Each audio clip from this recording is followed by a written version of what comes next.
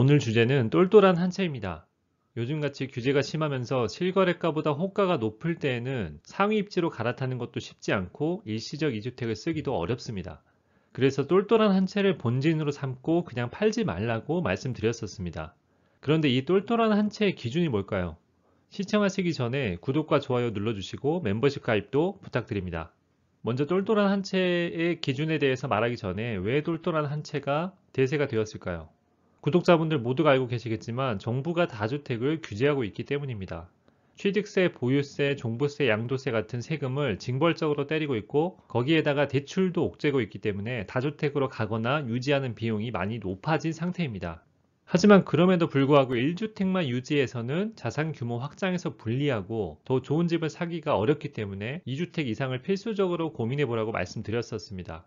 그래서 현재 규제 하에서는 똘똘한 한 채를 10년은 팔지 않을 본진으로 삼고 세금 계산을 해서 주택 수를 확장하라고 추천을 드렸습니다. 일단 똘똘한 한 채의 기준이 하나 언급이 됐죠? 10년 또는 평생 팔지 않아도 가격이 계속 우상향할 것 같은 그런 집이 똘똘한 한 채일 겁니다. 그러면 어떤 집이 평생 가치가 보존되면서 가격이 우상향하는 집일까요? 여기서 초보자분들이 흔하게 하는 실수가 똘똘한 한 채의 기준을 나 자신에 맞춰서 생각하는 게 아니라 일반적인 대중의 기준으로 생각한다는 겁니다. 당연히 강남이나 서울 아파트는 똘똘한 한 채가 맞겠죠. 우리나라에서 제일 똘똘할 겁니다. 그러면 분당은 똘똘한 건가요? 좀 더 내려와서 용인이나 수원은 똘똘한가요? 더 내려가서 평택은 어떻게 생각하시나요? 일반적인 똘똘한 아파트의 기준은 없습니다. 기준이 없다기보다 각자 상황에 따라 다른 겁니다. 심지어 저는 그냥 아파트면 똘똘하다고 생각합니다. 생숙, 오피스텔, 빌라 단독 등 아파트의 하위 대체 종목들이 많기 때문에 아파트이기만 해도 주택 전체로 보면 상위 50% 안에 바로 들어갑니다. 이 기준은 수도권이나 광역시가 아닌 지방 소도시여도 마찬가지입니다. 물론 정말 읍면리의 이름만 아파트인 소규모 주택들은 똘똘하다고 볼 수 없겠지만 일반적인 아파트는 다 똘똘한 주택이라고 볼 수 있습니다. 그럼 아파트를 매입한다고 했을 때 제가 생각하는 똘똘한 한 채, 즉 본진을 삼을 만한 아파트의 기준은 이렇게 두 가지입니다. 첫 번째는 나의 예산 안에서 최대한 높은 평당 가격의 아파트를 골라야 되고, 두 번째는 그 아파트가 과거 상승률이 높지 않아서 앞으로 더 많이 오를 여력이 있어야 된다는 겁니다. 하나씩 풀어서 보겠습니다. 먼저 자기 능력 안에서 최대한 높은 평당 가격의 아파트를 사야 되는데, 그렇게 하기 위해서는 내가 얼마까지 투자금을 가져올 수 있는지 따져봐야겠죠. 이 부분에서 개인마다 똘똘한 한 채의 기준이 달라지는 겁니다. 투자금은 내가 받을 수 있는 대출의 한도와 현재 가지고 있는 현금이 될 텐데, 최근의 정부 규제로 대출은 조심할 필요가 있습니다. 조심한다는 의미가 아예 쓰지 말라는 게 아니고 위험하지 않게 잘 알아보고 쓰셔야 된다는 의미입니다. 당연히 유주택이나 다주택을 가려면 주담대나 전세대출은 아예 생각 안 하시는 게 좋고, 직장이 있으신 분들은 회사 대출이나 신용대출을 잘 활용하는 게 좋습니다.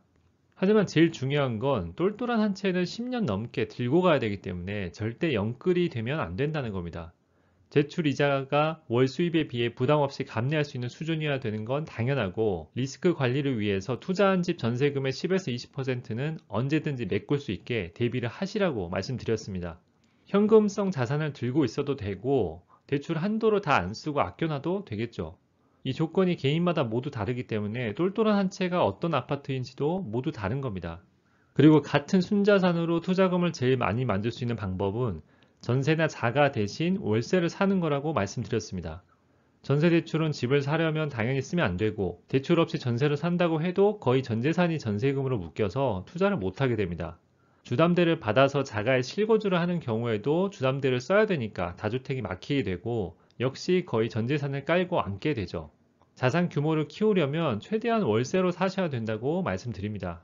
일단 투자금이 정해졌으면 그 투자금으로 가장 높은 평당 가격의 집을 사야 되는데, 당연히 투자금으로만 집을 살 수는 없고 레버리지를 최대한 써야 됩니다. 정부에서 대출을 다 막아놔서 그냥 전세 갭 투자가 당연한 주택 구입 방법이라고 생각하시면 됩니다. 여기서 핵심은 정해진 투자금에서 최대한 평당 가격이 높은 아파트를 사야 된다는 겁니다. 내가 나중에 살고 싶은 집이긴 한데 4년이 지나도 전세금을 내가 벌어서는 못 돌려줄 것 같아도 일단 사야 됩니다. 내가 노동으로 전세금을 벌 수 있냐 없냐가 중요한 것이 아니고 최대한 규모가 큰 자산을 굴리는 게 중요한 것이죠.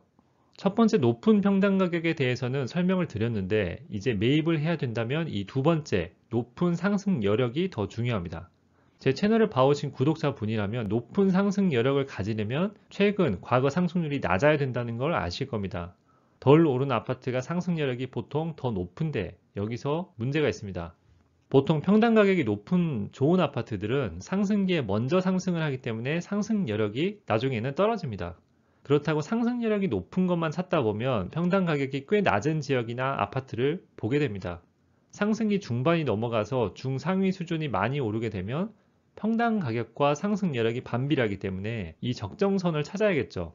더 간단하게 말씀드리면 정말 평당 가격이 높고 누가 봐도 똘똘한 아파트여도 이미 많이 올라 버려서 상승 여력이 높지 않은 아파트는 나한테 똘똘한 아파트가 아니라는 겁니다. 예전에 그 아파트를 산 사람한테는 계속 들고 가는 똘똘한 아파트가 될 수 있지만 지금 많이 오른 가격에 사야 되는 나한테는 똘똘한 아파트가 아닙니다. 마지막으로 오늘 내용을 정리해 보겠습니다. 똘똘한 한 채의 기준은 내 능력 안에서 제일 상승 여력이 높으면서 평당 가격이 높은 아파트이고 그 아파트를 사기 위해서 월세와 대출을 활용한 전세계 투자를 하시길 추천드립니다. 오늘 말씀드린 내용을 참고하셔서 나에게 딱 맞는 개인 맞춤형 본진을 찾아서 자산을 불려나가시길 바랍니다. 여기까지 봐주셔서 감사합니다. 내용이 도움이 되셨다면 힘내솔리라고 구독과 좋아요 부탁드리고 지역 전망과 예상되는 상승률이 궁금하시다면 멤버십 가입하셔서 정보 얻어가시기 바랍니다.